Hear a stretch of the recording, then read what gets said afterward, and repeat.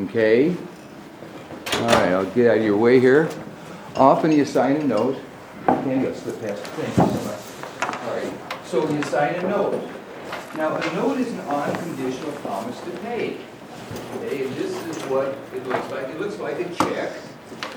And this is what it can look like. Often it looks like a check. And what you have here now, and by the way, I made this from page 370 of your textbook, it's where you find it. But it's a promissory note. Now, the promissory note, it's basically, it's an unconditional promise to pay. Okay? So here's the amount in numbers, here's the amount in words, here's the date of the note. It was written on July 10th. Now, the date of the note, there's no interest. Interest will start July 11th. And in 90 days after the date, they're going to pay, you promise to pay. They're going to, here's where you deposit, they're going to pay these people, right? Here's where you deposit the check when you pay it, payable at, okay? 12% note. Here's the person who borrows the money, they're the maker. So the maker borrows the money, here's the payee, the person who's going to receive the money, here's where you deposit the check to actually pay those people. 12% note, $1,000, the date of the note, there's no interest. Okay? Now, a couple things can happen here. The merchant could have made a sale, and maybe it would have been in effect on account, and it's secured with the note. It's a type of receivable. Or you have made a sale, your customer has an accounts receivable, your customer calls you up and says, listen, I'm a little bit short of cash, I'm going to pay you, I'm good for the money, but I need a little extra time. And you say, fine, but let's make it a note. And the reason you do that is because a note is so much easier to collect, that it's an unconditional promise to pay. You could have collected on the accounts receivable, but the problem you have there is there can be some wiggle room. They could have said, the goods were damaged, I didn't get them, whatever. With this, it's hard to get out of it, okay? So, let's get into the accounting.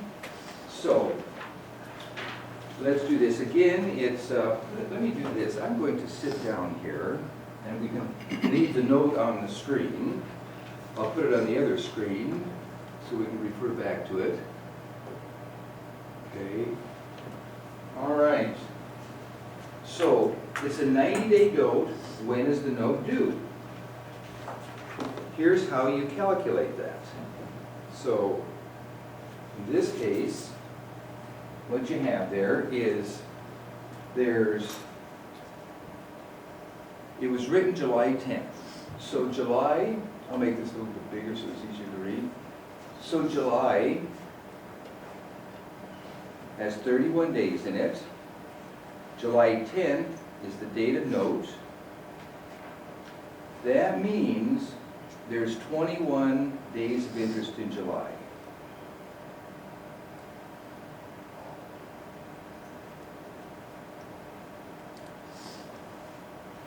Okay, so there's 31 days in July. The date of the note, which is July 10th, the date it's written, there's no interest.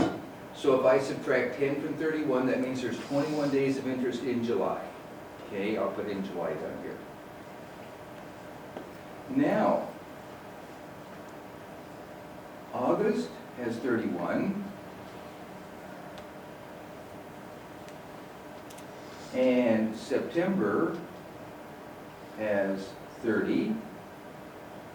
So if I add 21 to 31 to 30, I get 82.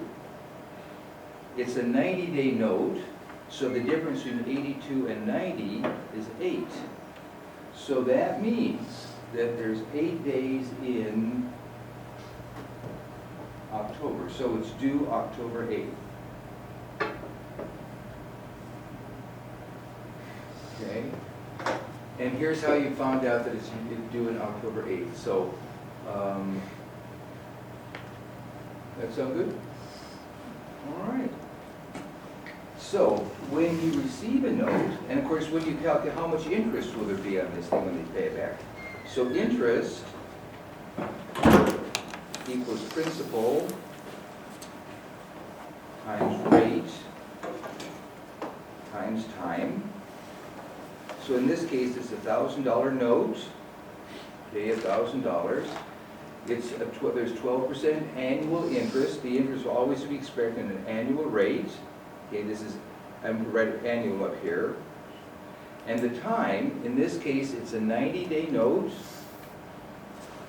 over 360. So this is an annual interest rate. However, you didn't keep it for the full year. You only kept it for 90 days. And the portion of the year is 90 over 360. So the 360 is a banker's year. And it was used up until, gosh, maybe between 5 and 10 years ago. The excuse for using it is that prior to the calculator, 365 is just an odd number that's difficult to work with. So what the bank said is, why don't we just work with the 360? It's easier to work with, and it doesn't make a lot of difference. Well, it doesn't make much difference. It doesn't make enough difference that you're going to fight them over it, but they nick you a little bit on this, and then if they nick everybody a little bit for centuries, it simply adds up. Now you'll use 360, but the text uses 360. You guys will use 365 in the job. But in here, as far as the quizzes, the tests, the homework, the textbook goes, it'll always be based on a 360-day year. So here's the annual interest rate, but here's the portion of the year. Okay? So that comes out to be $30. Okay? So what happens there is, okay, so when you receive the note, so when you make the sale and receive the note on July 10th, this is what it looks like. On July 10th, you have note receivable, and that's an account name, will be debited for $1,000. In this case, it was secured by a sale, so you credit $1,000. If the person had approached you, if you had an accounts receivable customer, and that accounts receivable customer approached you and says, I'm going to pay you, I'm just a little bit short of cash, can you give me some time? You say, fine, I'll go ahead and let's make it a note receivable. Then, instead of crediting sale, you would have credited accounts receivable, and of course, let's do J-Ken, so you would have had the subsidiary ledger too, okay? So this is what it looks like if it was a sale, as when you sold a car or something. This is what it looks like if you converted accounts receivable to the notes receivable, okay? All right. Now, let's do this. Then on October 8th of the following year, let's make this 2010. No, it'll be the same year, won't it? Okay. On October 8th, when you get paid, what you'll do is you get paid. So cash will be debited for $1,030. So this is when you're paid, when you receive money.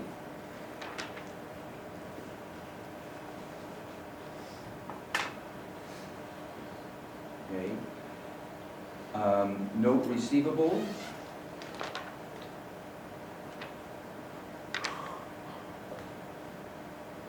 Is credited for $1,000. Interest revenue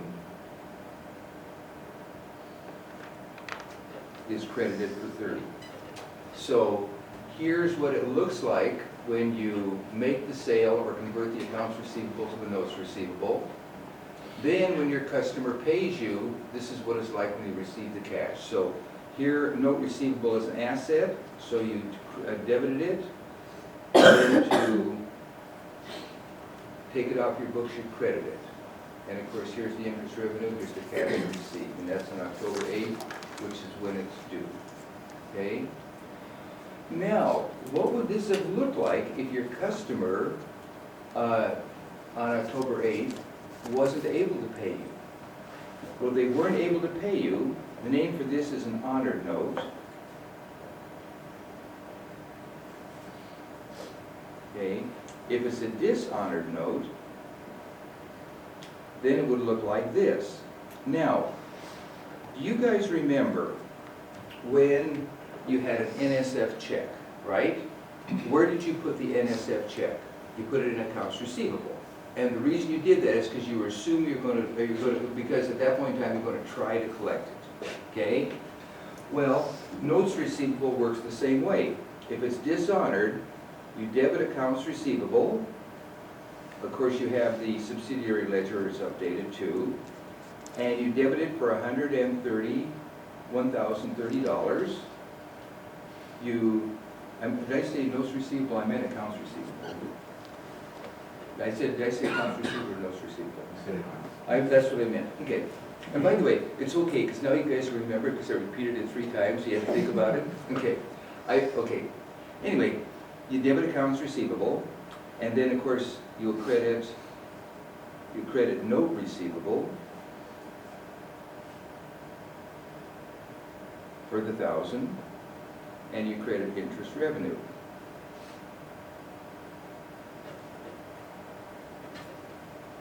For the 30. So here's an honored note, here's a dishonored note, here's when you accept the note, either as either when you made the sale or when you converted the accounts receivable. Okay, so all that makes sense? Now let's do one more on this.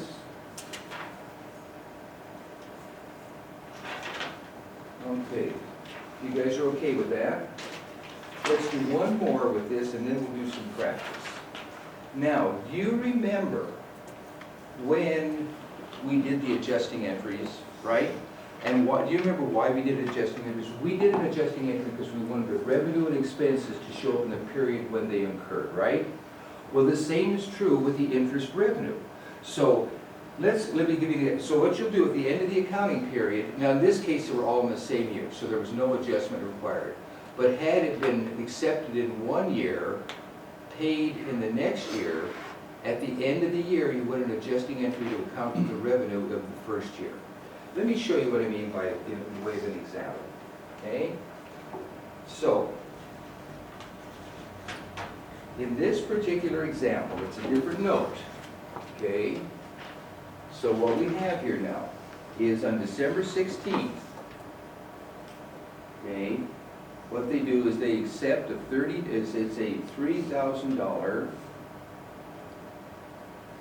60-day note, okay, and it has 12% interest, okay, and December 31 is the end of the fiscal period.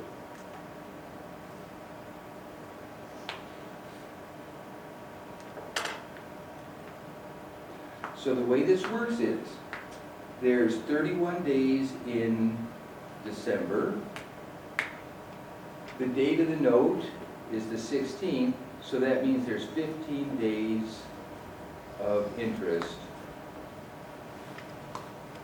in December. Okay, let's just make this 2010 for illustration purposes. Is everybody okay with that? In December. Okay. So on December 30th, so now interest equals principal times rate times the annual rate times time, and the time is the portion of the year. So in this case, it's a $3,000 note, 12% annual rate, and you keep it for 15/360ths between when you accept the note and when you do the adjusting entry at the end of the fiscal year, so that this interest shows up in 2010. Okay? So this turns out to be $15. So it's an adjusting entry. And what you do on this thing is you have interest, so it's December 31. You have interest receivable of $15, and you have interest revenue of $15. All right. Is that me? No. That's amazing. All right. Okay? Anyway, and your object of this whole thing is you want this revenue to show up on the income statement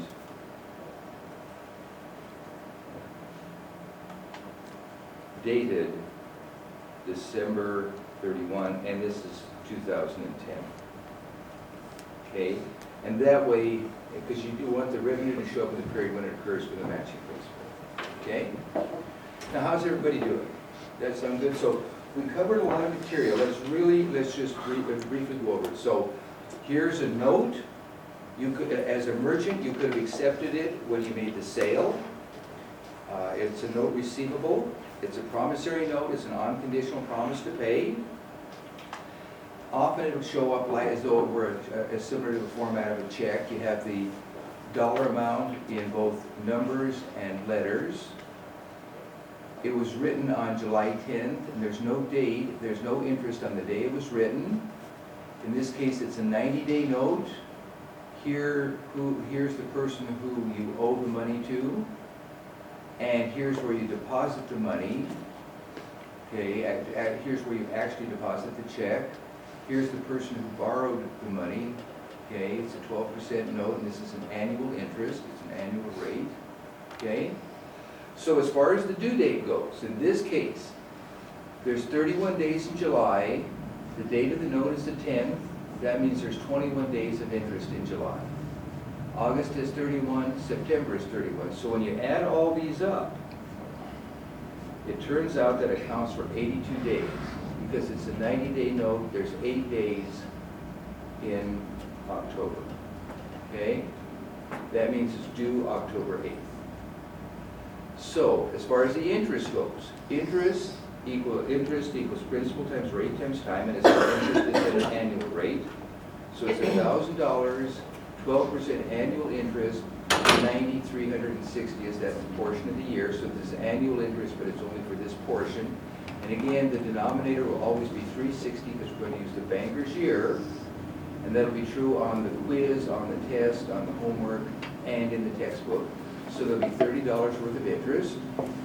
So on July 10th, when you make the sale, you debit notes receivable for $1,000 and credit a sale. If you accept it in place of an accounts receivable, then you would have credited accounts receivable at a subsidiary ledger. Okay? So here it's a sale. In lieu of, it's the asset that goes along with the sale. Here, it replaces the accounts receivable. Then, when you, if it was honored, that means the person pays it. On October 8th, note receivable is credited to take it off your books. It's paid. Interest revenue is credited for 30. Okay, and add all that up, and you receive $1,030 in cash. If it's dishonored, which means the person doesn't, reneges, then you put it into accounts receivable just like you did an NSF check. And the reason behind that is because you're going to try to collect it. You credit note receivable for $1,000 to take it off your books. You credit interest revenue for $30 because you earned it.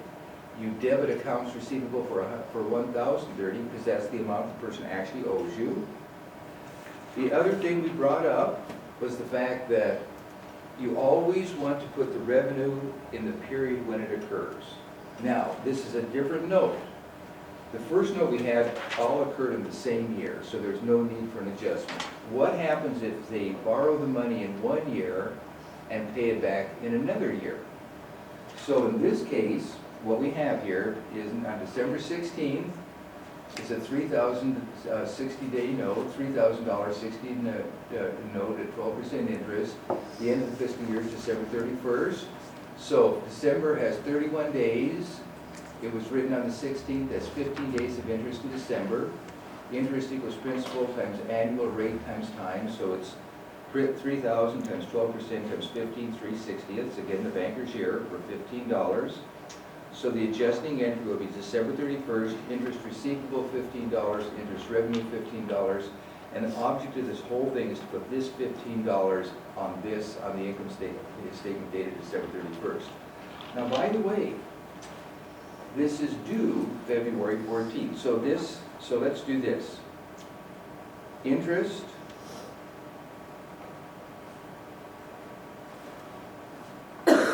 equals principal times rate times time.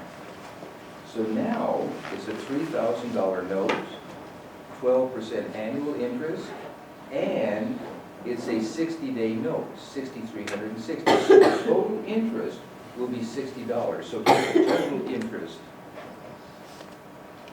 Does that make sense? Okay.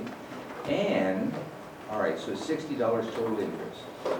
So the way this works is now, let's say the note is due, so if you count up the 60 days, the note is due February 14th. We're going to debit cash for the amount of cash you receive, okay?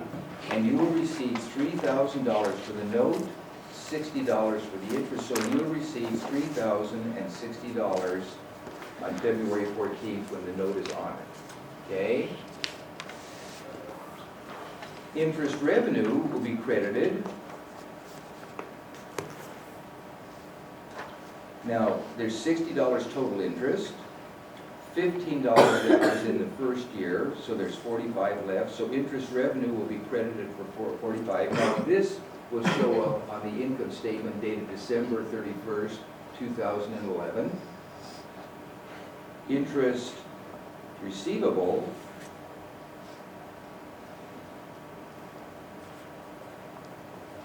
will be credited for 15, and that's this one. And then note receivable will be credited for 3,000 because you removed it from the books because it's paid. Does that make sense? All right. Now, you guys, let's do this.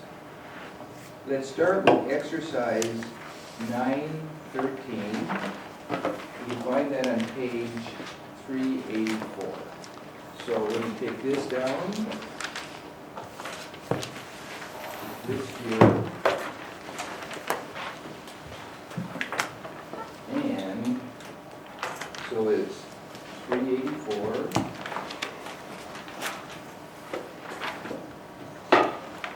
All right, exercise 913.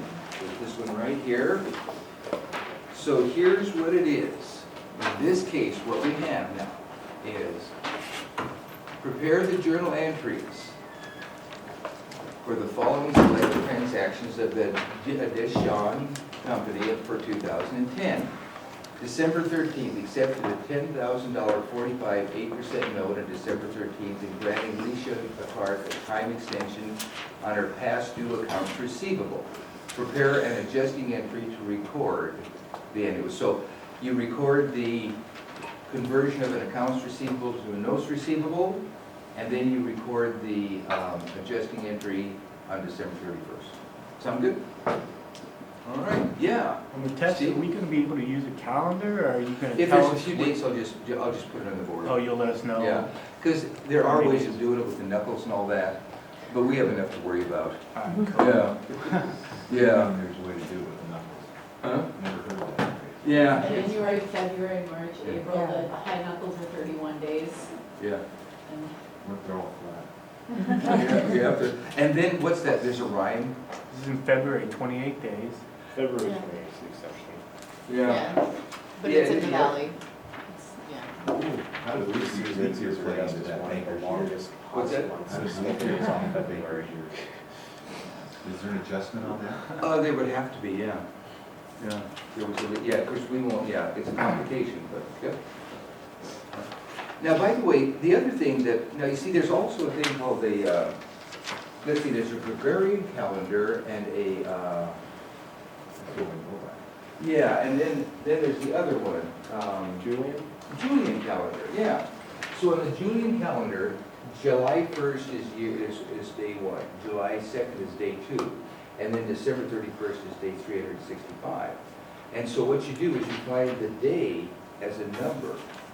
So, so what you want to do, so what you do is like July 2nd, or January 2nd is day 2, December 31st is day 365. 365 minus 2 will give you the number of days in between. And that's often how this is figured using the Julian calendar. All right, you guys, if you guys want to do that, I'll go ahead and put up the answers.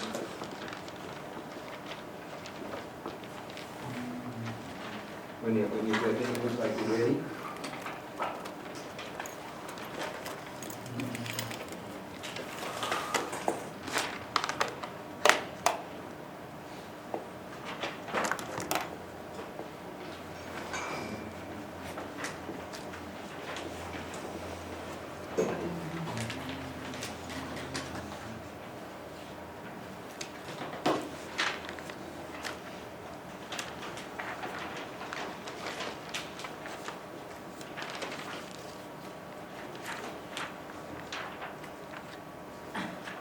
Okay, so here's what it looks like when you convert the accounts receivable into a notes receivable.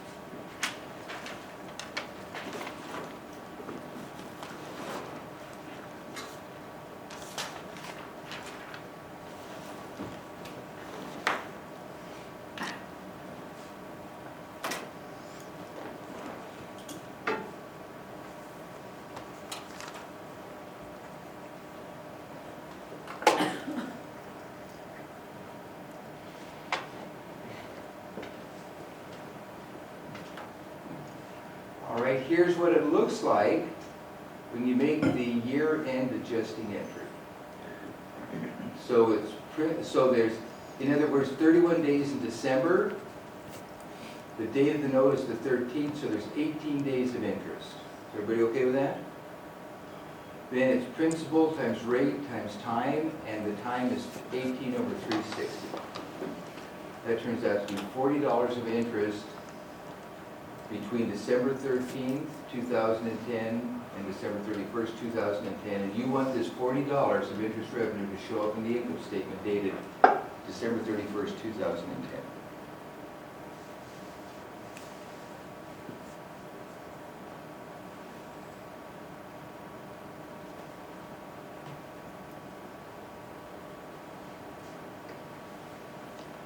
All right, you guys doing good?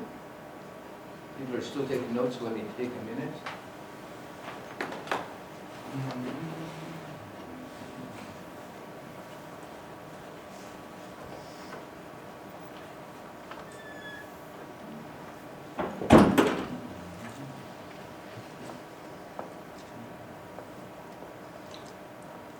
All right, now let's do the next one, 914, and 914 takes this some more steps.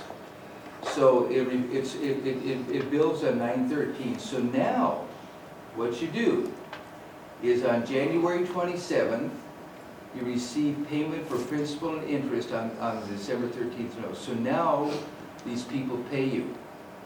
Then, on the 13th, you accept another note. Again, it's for a time extension. On the 17th, you accept another note as an extension on accounts receivable. On the 16th,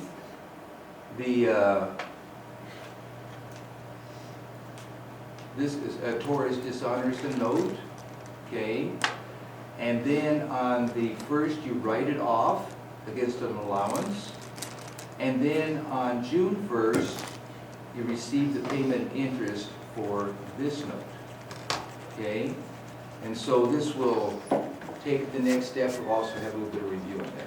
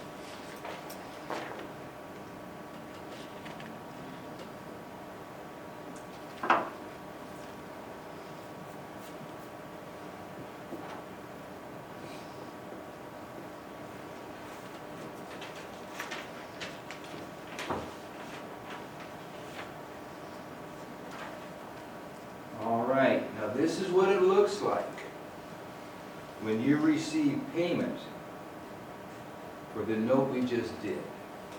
Okay?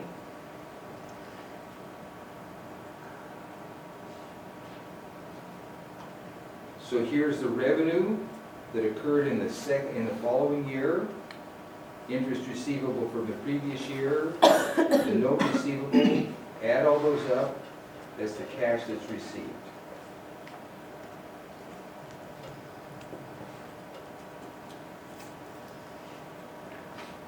So it's a 45-day note, and 18 days of interest are back in 2010. That's where the 45 times 8 minus 18 comes about, over 360.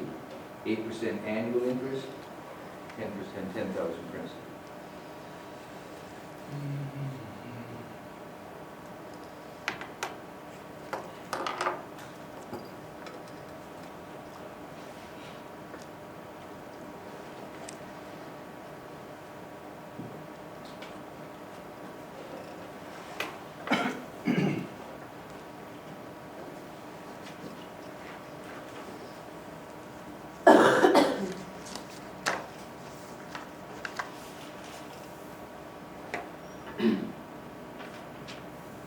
That makes sense?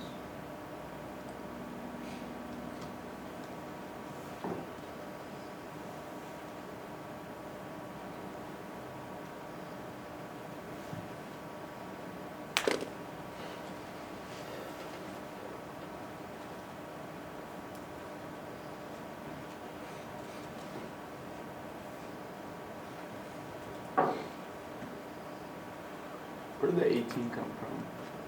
Well, what it is there were 18 days back in 2010. Uh-huh.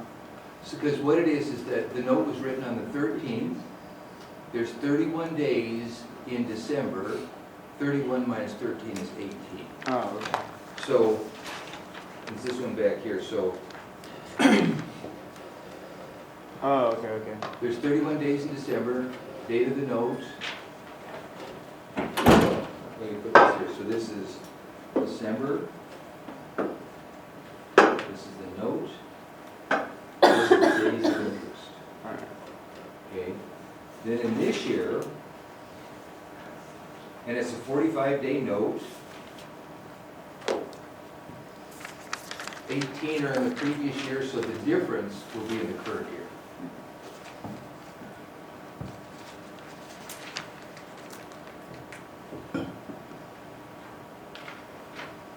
Now, here's what it looks like when you accept the note from the Shandy Company to replace the accounts receivable.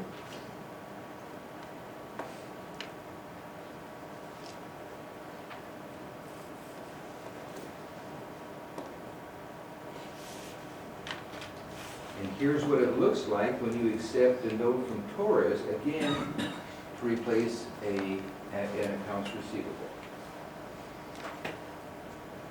Now Torres dishonors his note.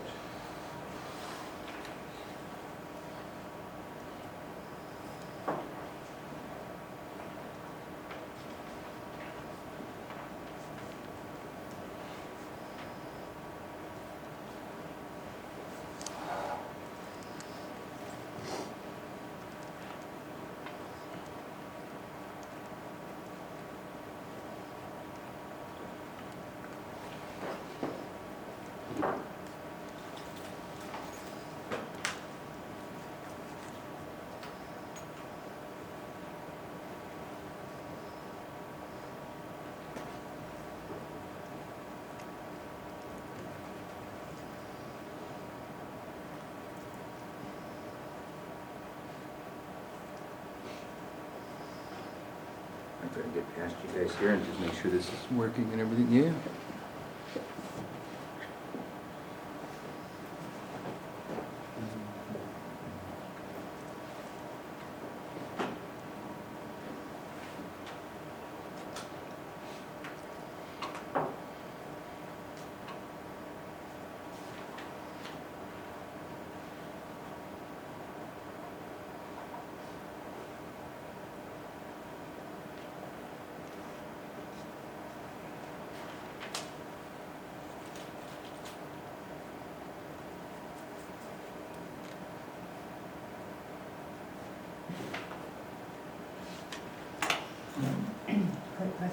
Sure.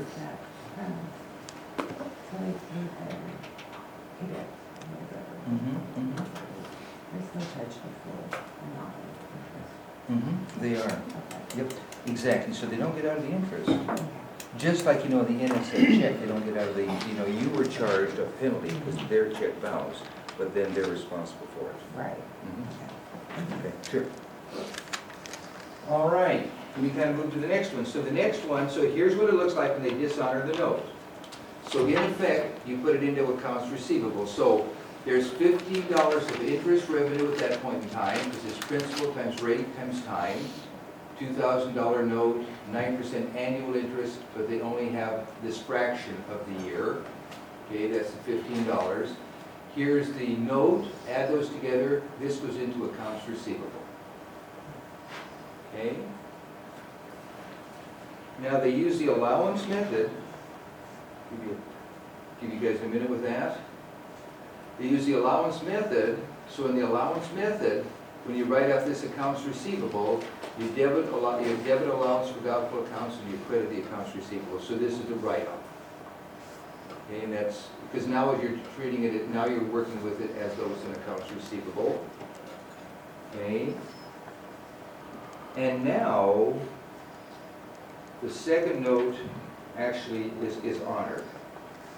So when it's honored, it looks like this. Okay?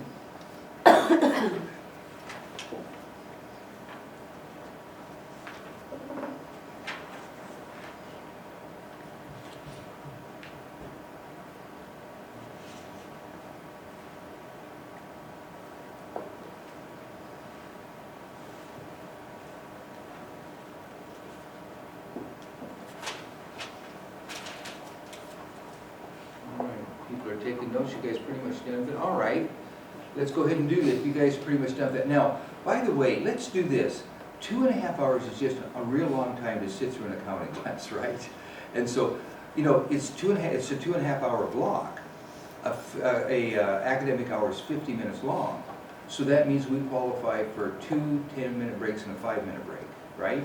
So let's take 2 10-minute breaks. Okay, so we're at a good stopping place. You guys want to take your first 10-minute break? And that way everybody will stay alert, alive, and happy. I'm going to step past you guys here to turn this thing off. So when you review